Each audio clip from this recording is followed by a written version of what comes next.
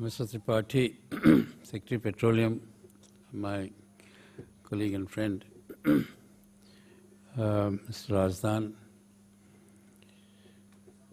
various dignitaries on the dais and various dignitaries off the dais, and of course Mrs. Kumar, who is here for a very special reason.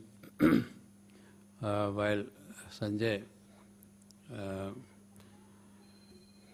my successor in coal, mentioned about N. Kumar, I had a very brief time with him.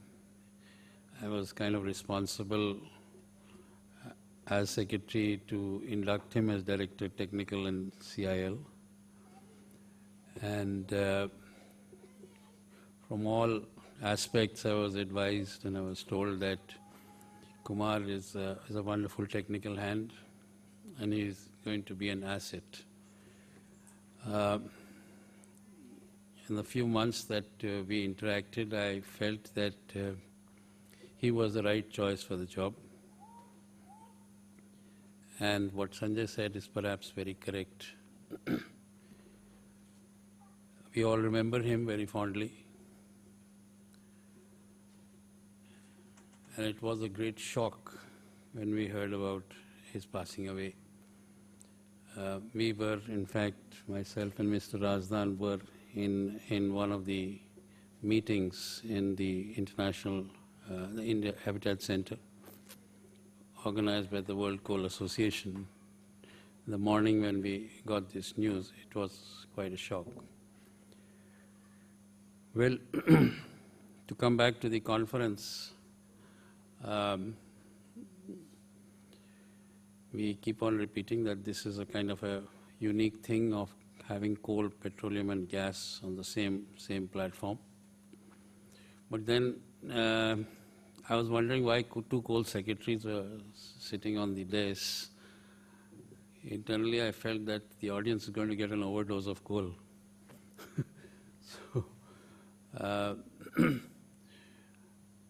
you've already heard Mr. Agnihotri and Mr. Shrivastava speak about various aspects of the energy sector.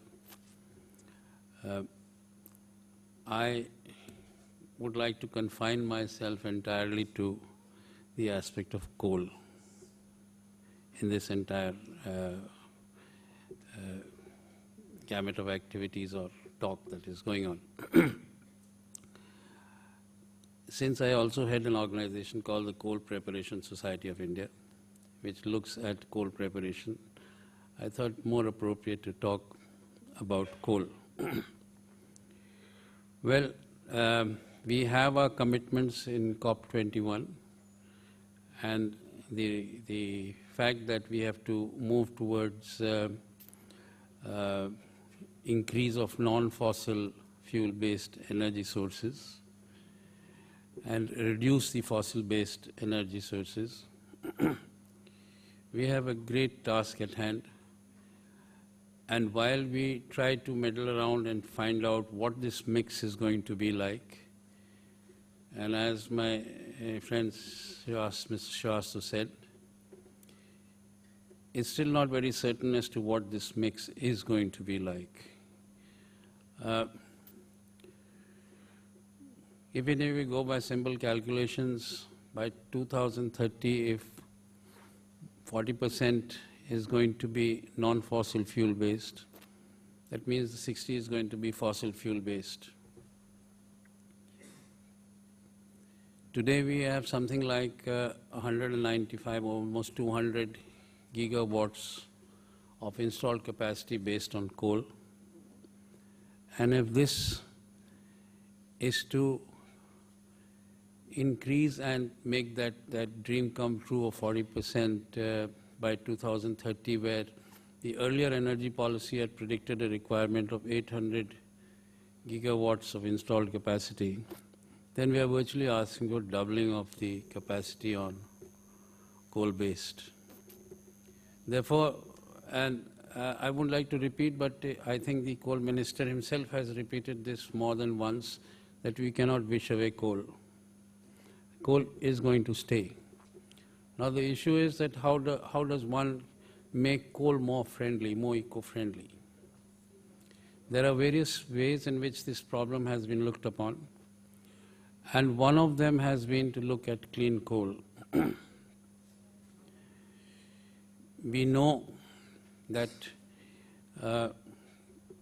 better quality of coal and much better technology for generation reduces the emissions. We've been talking of high energy, low emission, HALE as they call it, technologies, that is using supercritical or ultra supercritical generation capacities, and using high grade coal. Some calculations done by people in the World Coal Association seems to predict, or seem to indicate, not predict, seem to indicate that this could be a winner. But all along we should kindly accept that burning of coal in any case is going to lead to emissions, carbon dioxide emissions. And therefore there is a very strong case to look at how these emissions can be handled.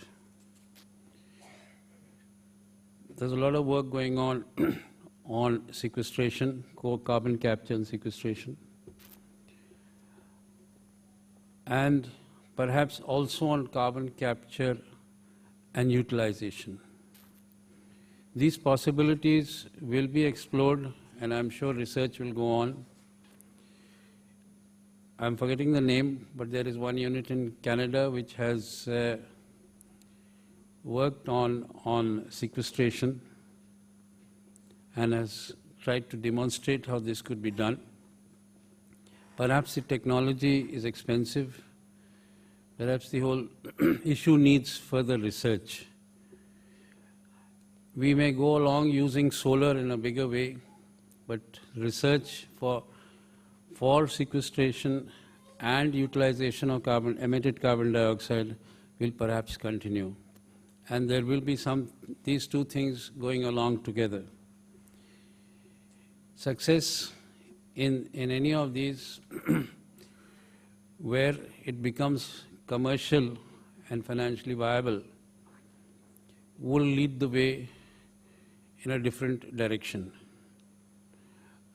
We hope, and we are hoping, that good research and work is carried out in these directions and we find a solution. Because even today, despite all our good intentions, wishing away base load, as that Mr. Sanjay said, that convert it into some kind of a adjusting or variable kind of a generation source, it's still quite far away. It's not going to be so easy. And when that comes, maybe there is a second solution added on. But what we see that we are certainly moving towards a situation where the emissions are going to reduce. Today's conference is going to talk of various alternatives. I just saw that one of the sessions is based on greening of coal, and the other session is on conversions. These are some of the alternates and some directions in which we can move. But at the end of it, coal is a resource which is abundant in this country. We've got to use it in a manner that we can find a place in the commitments that have been made by the government in terms of reaching certain emissions by 2030. And this conference, I'm sure, will be dwelling upon many of these issues. I'm not touching on petroleum or gas because many speakers will be talking about it. With these words, I would like to conclude and thank the organizers for giving me this opportunity, and at the same time wish this conference all success. Thank you.